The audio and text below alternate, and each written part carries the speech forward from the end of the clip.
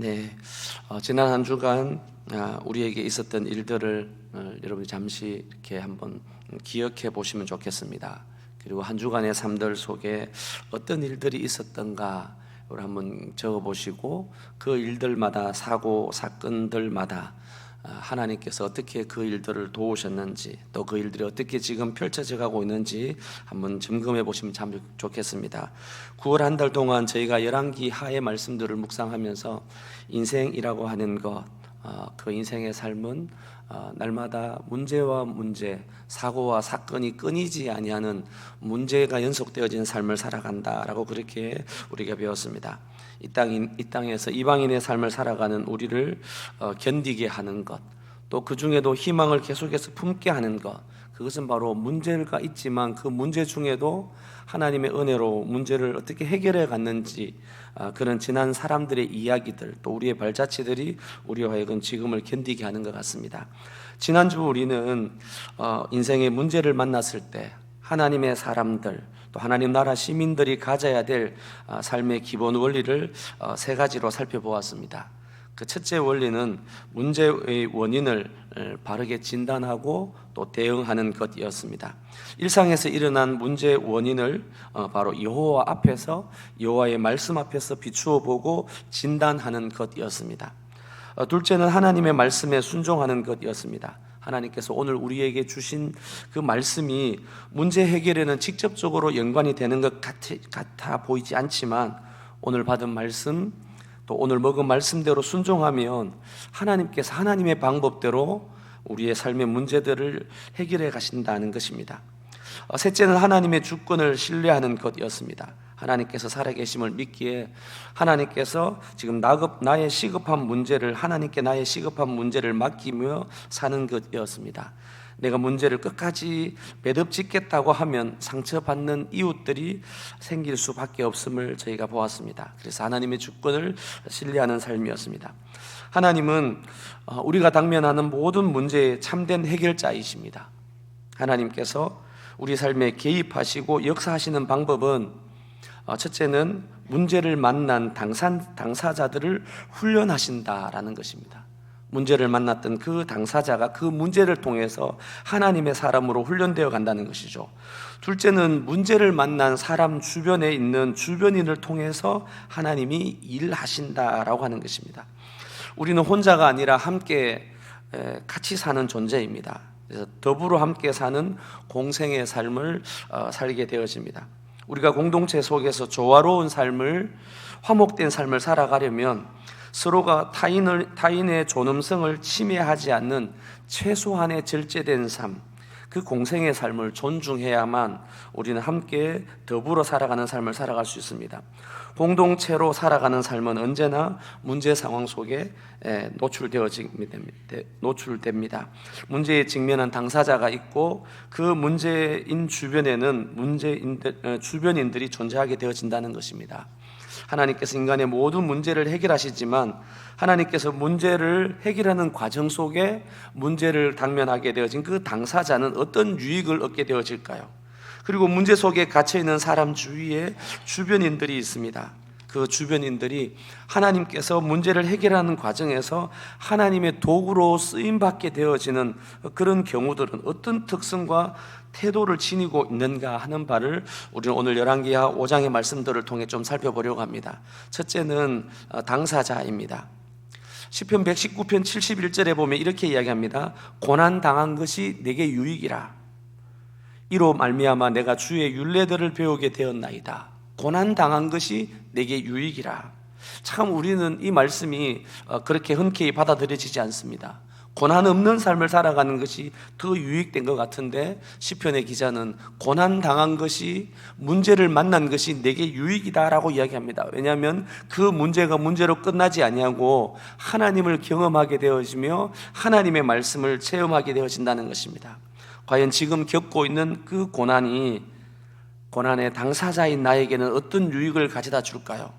첫 번째는 우리의 실존을 인정하게 되어집니다.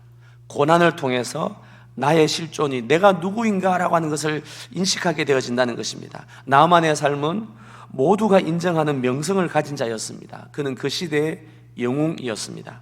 나아만은 그의 주인이 왕이죠. 왕 앞에서도 큰 자요 존귀한 자였다라고 말합니다. 아람 왕이 국가의 중요한 국정을 해결해 갈 때 함께 협의의 자리에 초대받았던 존귀한 자가 바로 나아만입니다. 오늘 우리가 함께 읽었던 열왕기하 5장 1절 말씀에 보면 이렇게 말씀합니다. 아람 왕의 군대 장관 나아만은 그의 주인 앞에서 크고 존귀한 자니 이는 여호와께서 전에 그에게 아람을 구원하게 하셨습니다. 아람은 그의 주인 앞에서 크고 존귀한 자다라고 얘기합니다. 여기서 표현되고 있는 크다라고 하는, 존귀하다라고 하는 이 이야기는 우리가 살폈던 열왕기하 4장 8절에 보면 수넴 여인이 등장하는데, 이 수넴 여인이 귀한 자다라 그렇게 표현하고 있죠. 귀한 한 여인이 있어서 엘리사에게 필요를 채워주었던 사람이다라고 할 때 크다, 귀하다라고 하는 표현과 이게 크고 존귀하다라는 자는 동일한 단어입니다. 나아만 장군이 그의 주인 앞에서, 이 아람의 백성들 앞에서 크고 존귀한 자였던 것처럼 하나님의 사람 선지자 엘리사의 마음을 감동시켰던 수넴 여인처럼 나아만의 삶이 그의 주인과 그의 주변 사람들 앞에 크고 존귀한 자였다라는 사실입니다. 다른 사람의 눈에 비친 그의 모습은 참으로 영웅이었습니다. 분명 나아만의 자존감은 매우 높았을 것입니다. 얼마나 많은 사람들이 그를 부러워했겠습니까? 군대 장관이었던 나아만이 전쟁에서 많은 승리의 소식을 전해주었습니다. 나아만의 행동이나 삶이 사람들에게 충분히 존경을 받을 만한 명예로운 삶을 살았습니다. 심지어 오늘 1절 하반절에 보면 여호와께서 전에 그에게 아람을 구원하게 하셨습니다. 하나님께서 이 나아만을 통해서 이스라엘 백성이 아니라 아람 백성들을 전쟁 속에서 구원하게 하셨다라고 증언까지 하고 있습니다. 나아만은 주위 사람들에게 명예와 존경을 받는 사람이었습니다. 그러나 5장 1절 하반절에 보니까 그는 큰 용사이지만 나병 환자였다라고 이야기하고 있습니다. 사람들은 그를 크고 존귀한 자로, 자기 백성을 구원한 자로 인정했지만 그의 실존은 심각한 문제를 가지고 있었습니다. 그것은 자신의 몸이 점점 이상한 반점들이 나기 시작한 것입니다. 나아만은 자신의 몸의 신경 기능들이 점점 상실되어지고 있음을 그는 알았을 것입니다. 나아만은 자신의 문제를 두고 아마 밤잠을 설쳤을 것 같습니다. 그러다가 그 고민을 가장 가까운 아내에게 털어놓지 않았겠습니까? 여러분, 남편이 나병으로, 한센병으로 점점 그 병이 깊어져 가고 있다는 사실을 알았을 때 아내의 마음은 어떠했고 그의 가족들은 어떠했겠습니까? 나만이 그 시대에 불치병으로 분류되었던 나병 환자라고 하는 공식적인 판단을 받았을 때 그와 그의 가족 그리고 그의 주변의 사람들은 얼마나 안타까웠을까요? 나만이 나병에 걸렸다는 소식은 아마도 아람 모든 사람들에게 근심거리가 되었을 거라고 생각되어집니다. 나아만과 그의 가족들은 그들이 할 수 있는 것은 전부 다 했을 것입니다. 하지만 나아만이 무언가를 하려고 하면 할수록 점점 더 깊은 절망과 좌절 속에 빠져들어갔습니다. 나아만은 그런 자신이 저주스러웠을 것입니다. 하루하루 죽음의 그림자가 점점 짙어져 갈 때 소망 없는 삶을 살아가고 있는 것입니다. 여러분, 이런 삶의 위치에 있다면 어떤 생각이 들었을까요? 삶을 포기하고 싶진 않았을까요? 우리는 여기서 한 가지 성경의 핵심 진리들을 발견하게 되어집니다. 문제를 만난 당사자가 그 문제를 통해서 본인이 점점 겸손하여져 갈 때 하나님을 알게 되며 하나님의 손길을 경험하게 되어지는 복의 자리로 들어갈 수 있다는 것입니다. 우리 함께 핵심 진리를 한번 같이 읽어볼까요? 같이 읽습니다. 문제를 통해 마음이 낮아질 때 비로소 하나님을 아는 은혜를 경험하게 됩니다. 문제를 통해서, 그 문제가 우리에게 유익되어진 것은 문제를 통해서 내가 어떤 존재인지 우리의 그 실존을 인정하게 되어질 때 바로 그 순간에 비로소 하나님을 아는 은혜를 경험하게 되어진다는 것입니다. 이것이 문제를 만난 당사자가 누릴 수 있는 첫 번째 유익입니다. 우리가 당하는 그 고난이 우리에게 유익이 되는 이유가 무엇일까요? 두 번째는 자신의 무능함이 겸손하게 만든다라고 하는 것입니다. 나만과 그의 가족들 그리고 나만을 사랑했던 이들은 여러모로 나만의 병을 해결해 보려고 노력했을 것입니다. 그러나 그 모든 노력이 하면 할수록 무위로 돌아가 버렸습니다. 병은 한 가지인데 그 약은, 처방은 수만 가지다라고 하는 말들이 있습니다. 저마다 이런저런 방식들을 이야기했을 것입니다. 그의 주변의 사람들의 이야기가 어쩌면 나만과 그의 가족들에게는 쑥덕거림으로 비춰졌을지도 모릅니다. 얼마나 많은 마음이 속상했을까요? 사람들의 눈빛마저 여기저기 삼삼오오 모여서 하는 이야기들이 모두 자기들을 향해서 조롱하는 것처럼 느껴지지 않았겠습니까? 나만은 점점 무기력해져 갔고 무능해져 갔고 자신의 연약함을 고백할 수밖에 없었습니다. 이때 지금까지 존재자체도 몰랐던 한 어린 소녀의 말을 듣게 되어집니다. 3절에 있는 말씀입니다. 그의 여주인에게 이르되 우리 주인이 사마리아에 계신 선지자 앞에 계셨으면 좋겠나이다. 그가 그 나병을 고치리이다 하는지라. 마지막 말씀에 보면 이렇게 합니다. 그가 그 나병을 고치리이다. 지금까지는 전혀 한 번도 그에게 관심을 가지지 않았던, 그의 존재 자체도 몰랐던, 무시해도 될 만한 한 여인입니다. 일말의 가치도 없는 포로로 잡혀온 한 어린 소녀의 이야기입니다. 지금까지 이스라엘에서 끌려왔던 그 어린 포로 소녀는 나만에게는 존재감이 전혀 없는 존재였습니다. 포로로 사로잡혀온 이름도 없는 한 어린 소녀가 여주인에게 말을 합니다. 그 말을 들은 여주인은 어떻게 대응했을까요? 너마저 우리를 조롱하느냐, 무시하느냐 하고 채찍질하고 그 아이의 말에 귀 기울이지 않을 수 있었습니다. 그런데 포로로 사로잡혀온 한 어린 소녀의 이야기는 나만에게까지 들려졌습니다. 그의 나병을 고칠 수 있다라고 하는 그 이야기, 그냥 한번 아무 의미 없이 내뱉은 말이 아닐까, 검증도 안 되는 말입니다. 이 말을 믿을 수가 있을까라고 하는 그런 의아심이 들지 않았겠습니까? 내가 이 정도밖에 안 되나 하는 마음은 들지 않았겠습니까? 점점 무능해져 있는, 아무것도 할 수 없는 연약한 자기 자신의 모습을 발견하게 되어집니다. 그런데 그 어린 소녀 아이, 포로로 사로잡혀왔던 그 어린 소녀의 말들이 점점 그의 귀에는 남아 있었을 겁니다. 그가 그 나병을 고치리이다. 그런데 오늘 성경 말씀은 이 이야기는 나만의 이야기로 머무르지 아니하고 그의 주인이었던 아람 왕에게까지 전달되어집니다. 이제 나만과 그를 아는 사람들 그리고 아람 왕까지도 그들의 자존심, 그들의 생각을 다 포기한 상태가 된 것 같습니다. 어떻게 해서 이런 일이 일어났을까요? 전쟁에서 사로잡혀온 한 어린 소녀의 말이 이렇게 반응하게 되어졌을까요? 여기서 문제를 만난 우리가 배울 수 있는 성경 진리가 있습니다.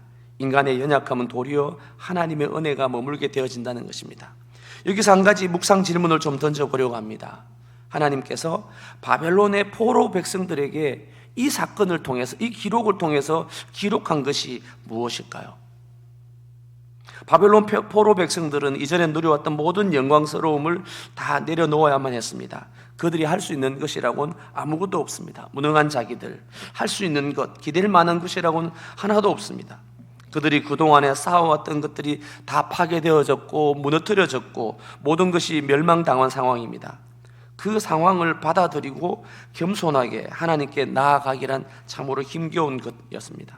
그들의 무능함과 연약함은 도리어 하나님의 은혜가 머무르게 하는 통로였습니다. 문제를 직면한 당사자가 온전한 하나님의 은혜를 경험하게 되어지는 마지막 한 가지가 있습니다. 그래서 세 번째인데요, 바로 자신의 지위와 기대를 내려놓게 합니다. 나아만은 자신의 기대치와 정당한 예우로 생각했던 상식적인 모든 것들을 거절당하고 맙니다. 나아만이 왕의 진서를 들고 사마리아 왕궁으로 가는 길에 당연한 기대, 정당한 예우는 무엇이었을까요? 아람 왕의 군대 장관이 왔으니 그의 지위에 걸맞는 예전을 기대하지 않았겠습니까? 그리고 자기 집에 포로로 사로잡혀왔던 어린 소녀의 이야기대로 하나님의 선지자가 사마리아 왕궁에 와 있을 거라고 생각했을 것입니다. 그런데 첫 번째 기대는 틀렸습니다. 이스라엘 왕이 아람 왕의 편지를 받고는 이것은 침공을 위한 괴책이라고, 침공을 위한 빌미를 만드는 것이라고 합니다. 그리고 얼마 있지 않아서 사마리아 어딘가에 있었던 엘리사가 자기 집으로 오라고 하는 전가를 보내왔습니다.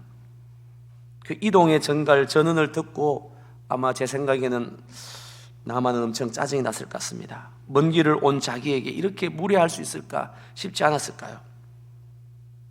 아마 이때 나만은 이미 마음이 많이 빈정상했을 것입니다. 속은 상했지만 분을 삼키며 엘리사의 집 앞에 갔습니다.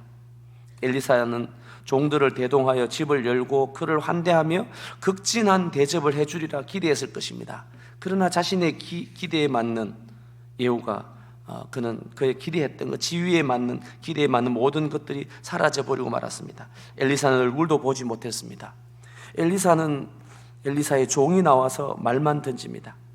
10절 말씀이죠. 10절 말씀입니다. 엘리사가 사자를 그에게 보내 이르되 너는 가서 요단강에 몸을 7번 씻으라. 내 살이 회복되어 깨끗하리라 하는지라. 너는 요단강에 가서 몸을 7번 씻으라. 이 이야기를 듣고 나만의 생각은 어떤 생각이 들었을까요? 아마 그동안에 참아왔던 화가 이 장면에서 터져버렸을 것 같습니다. 포로로 잡혀온 한 어린 소년의 말을 따라서 여기까지 행동하고 있는 자신의 모습이 얼마나 초라해 보였을까요? 병을 한번 고쳐보겠다는 그 일념으로 모든 수모를 다 참고 여기까지 왔는데 그동안의 모든 열정들이 얼마나 초라하고 부끄럽고 원통스럽지 않았겠습니까? 사마리아와 왕궁에서 다시 엘리사의 집으로 오면서 아마 계무시를 당하는 것 같은, 그걸 감추느라고 아마 엄청 힘들었을 겁니다. 어쩌면 그의 얼굴 표정에서 드러났을지도 모릅니다. 그냥 돌아가 버릴까라고 하는 싶은 마음이 들었습니다. 엘리사의 집에 가면서 그가 바랬던 마지막 기대는 어떤 기대였을까요?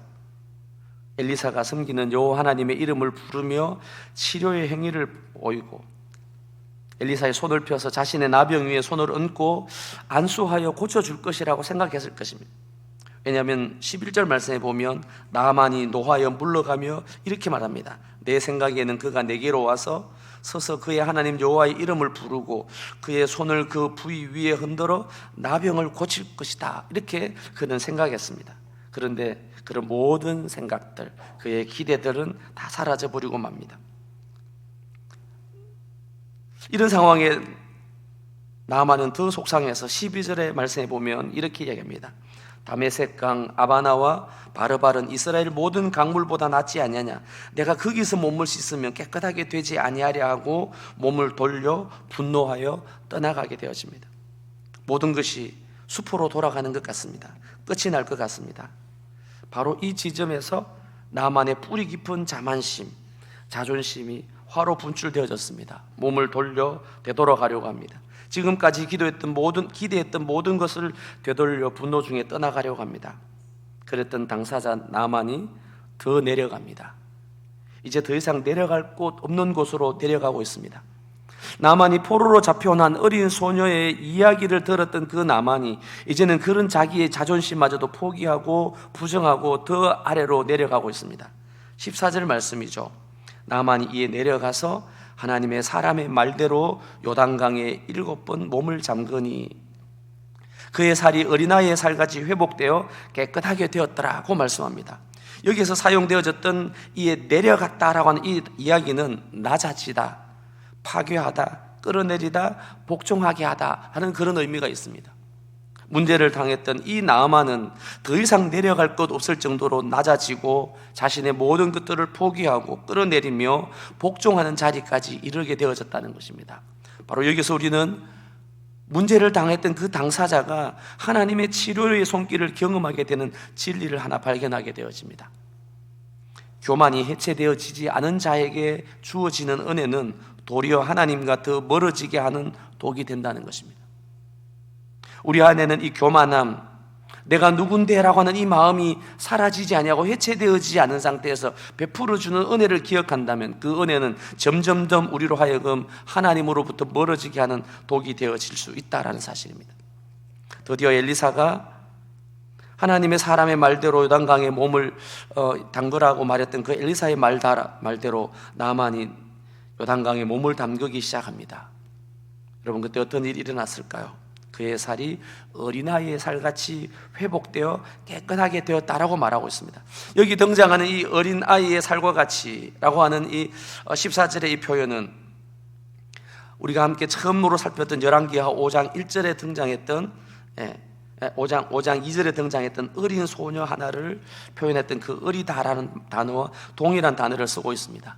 이제 나만의 삶이 포로로 잡혀가는 어린 소녀가 하나님을 향한 믿음으로 선지자에 대해서 전파했던 것 같이 나만의 삶이 어린 소녀의 살과 같은, 어린 아이의 살과 같은 상태로 회복되어 하나님만이 참 신임을 알게 되는 인간 본래의 실존적 상태를 회복하게 되었다라는 사실을 우리에게 말씀하고 있습니다.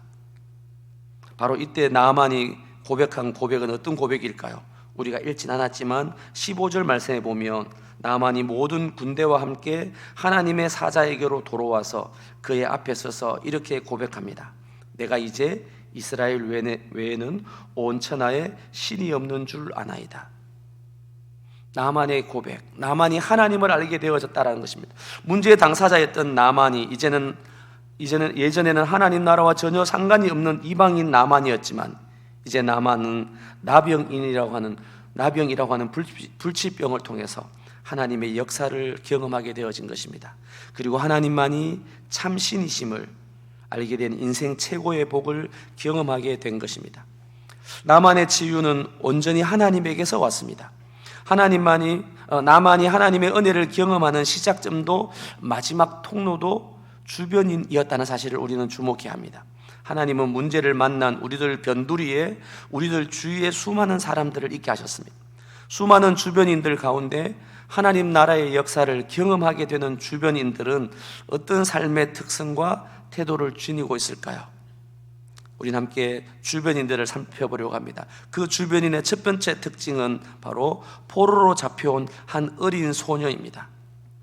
그는 자신의 현재 상태나 모습은 포로였지만 그의 현재적 한계에 갇혀 있지 않고 도리어 포로가 된 그곳에서 하나님이 필요한 자들에게 하나님을 전하는 자였습니다. 2절 말씀에 보면 이스라엘 땅에서 어린 소녀 하나를 사로잡음에 그가 나만의 아내를 수종 들었다라고 그렇게 이야기하고 있습니다.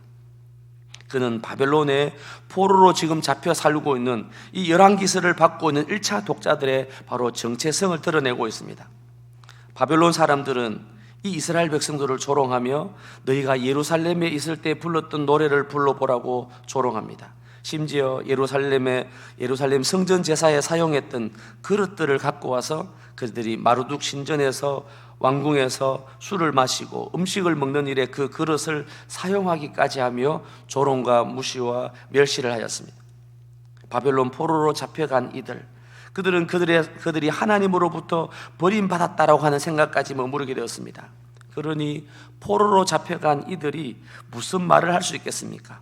과연 그들이 하나님에 대해서 이야기를 한다고 한들 어떤 사람들이 그들의 말에 관심을 가졌을까요? 그래서 그들은 스스로 벙어리를 선택했을 것 같습니다. 말을 잊어버렸을 것 같습니다.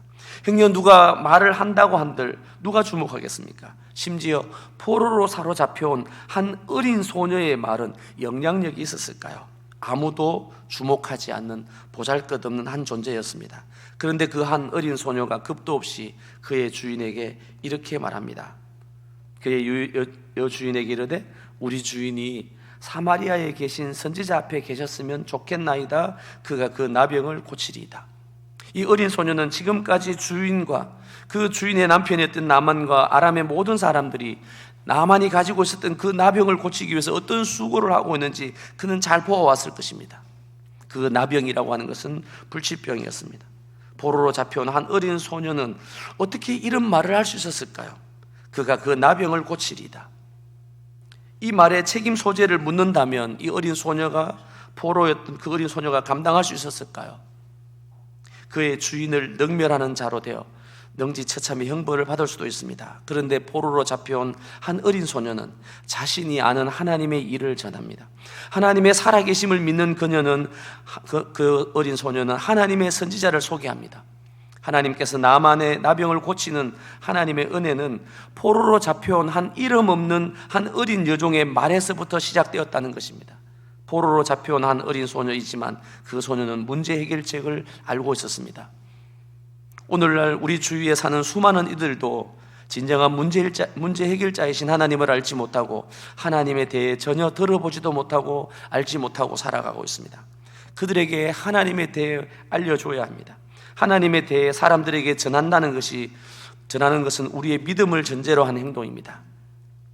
그런데 문제는 하나님의 참된 복음을 믿고 알고 있는 우리가 우리 자신의 한계 상황에 갇혀서 하나님의 복음도 함께 갇혀 있지는 않는지 돌아보아야 하겠습니다. 이 시간 우리가 함께 이 주변인의 첫 번째 원리에서 핵심 진리로 돌아볼 것이 있습니다. 그것은 우리가 할 일은 하나님에 대해서 전하는 것이는, 문제를 만난 이웃들에게 하나님 나라의 역사를 경험하게 하는 주변인들의 두 번째 특성은 무엇일까요?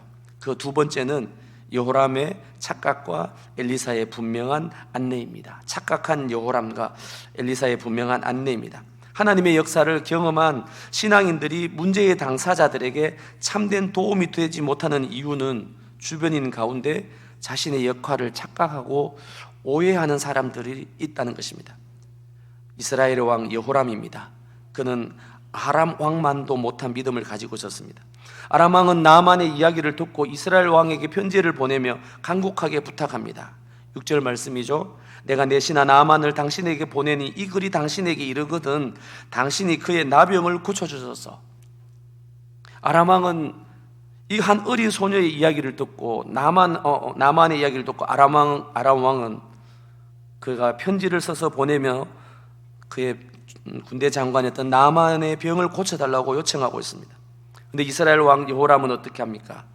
그 글을 읽고 자기 옷을 찢으며 절망과 회의감에 빠져들고 있습니다. 7절 말씀에 이렇게 얘기합니다. 내가 사람을 죽이고 살리는 하나님이냐? 그가 어찌하여 사람을 내게로 보내 그의 나병을 고치라 하느냐? 너희는 깊이 생각하고 저 왕이 틈을 타서 나와 더불어 시비하려 함인 줄 알라라고 이야기합니다.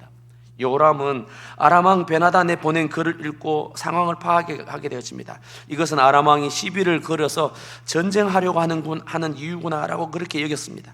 내가 사람을 죽이고 살리는 하나님이냐 하고 큰 절망 가운데 빠져버렸습니다. 왜 이런 일이 일어났을까요? 우리에게 일어나는 여러 가지 문제를 통해서 하나님께서 살아계시며 하나님만이 진정한 구원자 되심을 알도록 하나님이 예배하신 일들이 우리들 주위에 일어나고 있습니다. 그러나 하나님을 신뢰하지 못할 때, 내가 그 문제를 해결하려고 할 때 하나님이 준비하시고 계획하신 일들은 전혀 보지 못하게 할 수 있다는 것입니다. 하나님이 계획하신 일들이 무의로 흘러갈 수도 있습니다. 이스라엘의 여호람 왕은 아람 왕만한 믿음도 가지지 못했습니다. 그는 하나님의 선지자에 대해서, 하나님의 말씀에 대해서도 무관심했습니다. 바로 이 시점에서 자신의 연약함을 분명히 알고 명령하게 행동하는 한 사람이 있습니다. 그는 바로 엘리사입니다. 8절 말씀에 보니까 8절 말씀이네요. 8절 말씀에 보니까 이렇게 얘기합니다. 그 사람을 내게로 오게 하소서. 그가 이스라엘 중에 선지자가 있는 줄을 알리이다. 하나님의 치유의 길을 선명하게 제시합니다. 누구나 순종 가능한 길들을 엘리사는 제안하고 있습니다. 나아만이나 게하시 입장에서 보면 엘리사의 모습은 좀 불친절해 보입니다. 하지만 엘리사의 안내는 모호하지도 않고 매우 분명합니다. 어떻게 하면 어떤 결과가 일어날 수 있는지를 그는 선명하게 제시합니다. 엘리사는 사람들에게 오해를 살 만한 어떤 행동도 하지 않습니다. 나만의 병을 고치는 것이 자신의 능력으로 착각하거나 오해하지 않도록 합니다. 사람들이 자기에게 집중하지도 않게 합니다. 바로 여기에서 우리는 문제를 당한 사람들 주변에 살고 있는 주변인들의 핵심적인 역할, 주변인들을 두신 목적이 무엇인가를 살피게 되어집니다. 그 주변인의 핵심적인 역할은 사람들을 하나님에게 주목하게 하는 것입니다. 하나님의 말씀을 들은 자들, 하나님의 말씀을 받은 자 되어진 하나님의 선지자들을 통해서 하나님이 일하심을 알게 하는 것입니다. 이제 나만 사건에서 마지막 연결고리가 등장합니다. 그들은 언제나 사람들에게 주목받지 못하고 푸대접을 받은 자들입니다. 인간적인 대우를 받지 못하고 부당하게 취급받았던 사람들입니다. 세 번째는 조언하는 충직한 종들입니다.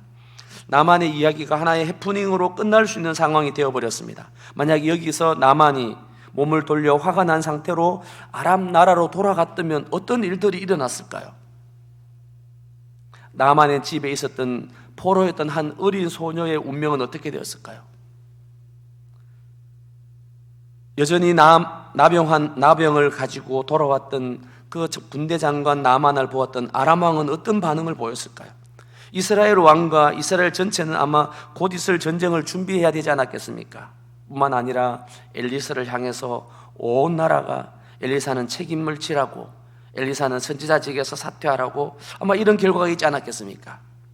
그런데 여기서 하나님 나라의 역사를 드러냈던 사람들은 바로 종들이었습니다. 그 종들은 언제나 인간적인 대우를 받지 못하는 존재들이었습니다. 지금까지 자기들이 겪었던 수모, 부당한 지시, 계무시를 당하는 삶을 늘 받아왔습니다.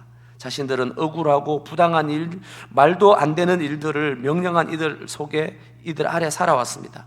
그들은 인간다운 대접을 받지 못하고 함부로 막대하는 푸대접에 익숙한 그런 종들이었습니다. 그들이 볼 때 지금 엘리사가 하는 요청은 푸대접이 아니었다라는 것이었습니다. 나아만은 엘리사의 그 안내가 자신을 향한 푸대접이며 무시함이라고, 인격적인 모욕이라고 여겼습니다. 그러나 종들의 생각은 달랐습니다. 종들은 현상에 대해서 분명한 조언을 하고 있습니다. 13절 말씀입니다. 내 아버지여, 선지자가 당신에게 큰 일을 말하였더라면 행하지 아니하였으리까? 이것보다 더 큰 일을 이야기했던들 당신은 그 말대로 순종하지 않았겠느냐고. 하물며 당신에게 이르기를 씻어 깨끗하게 하라 함이리까?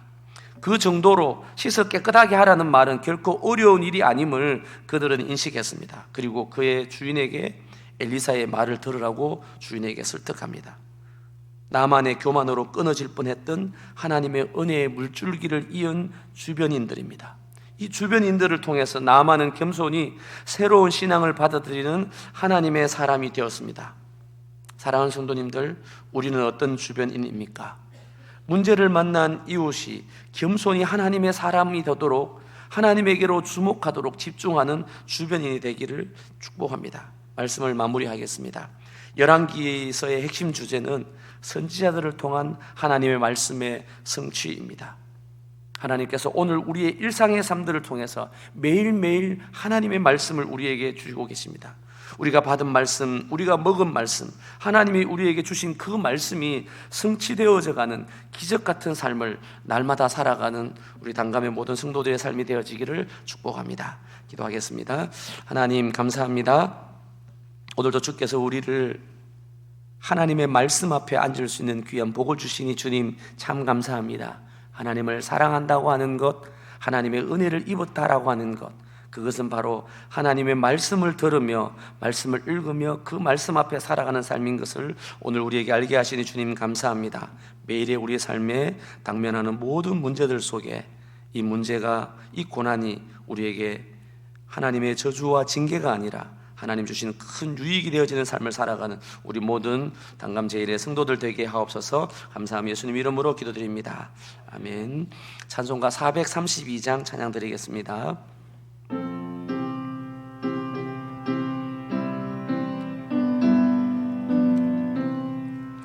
큰 물결이 설레는 어두운 바다, 저 등대의 불빛도 희미한데 이 풍랑에 배저 항해하는 이 작은 배 사공은 주님이라.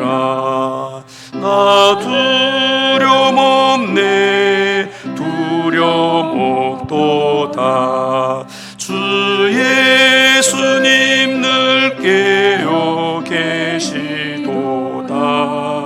이 흉흉한 바다를 다 지나면 저 소망의 나라에 이르리라.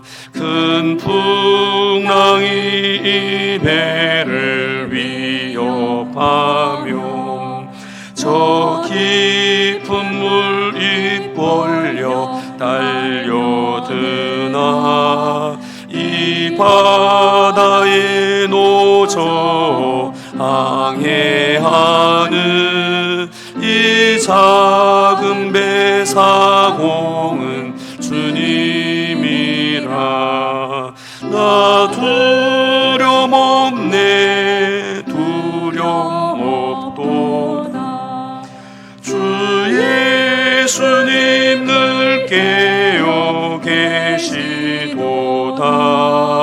이 흉흉한 바다를 다 지나면 저 소망의 나라에 이르리라.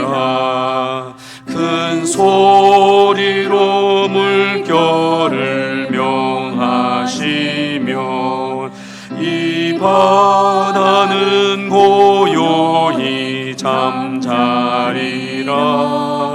저 동력이 완하게 밝아올 때 나 주 함께 이 바다 건너가리. 나 두려움 없네, 두려움 없도다. 주 예수님 늘 깨어 계시도다.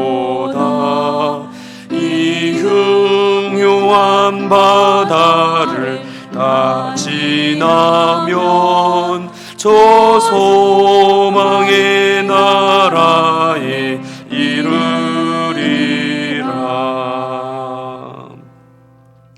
여호와는 내게 복을 주시고 너를 지키시기를 원하며 여호와는 그의 얼굴을 내게 비추사 은혜 베푸시기를 원하며 여호와는 그 얼굴을 내게로 향하여 드사 평강 주시기를 원하노라.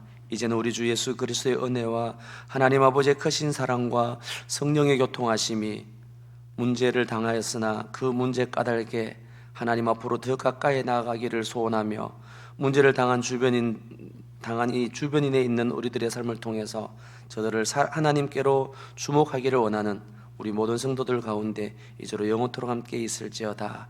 아멘.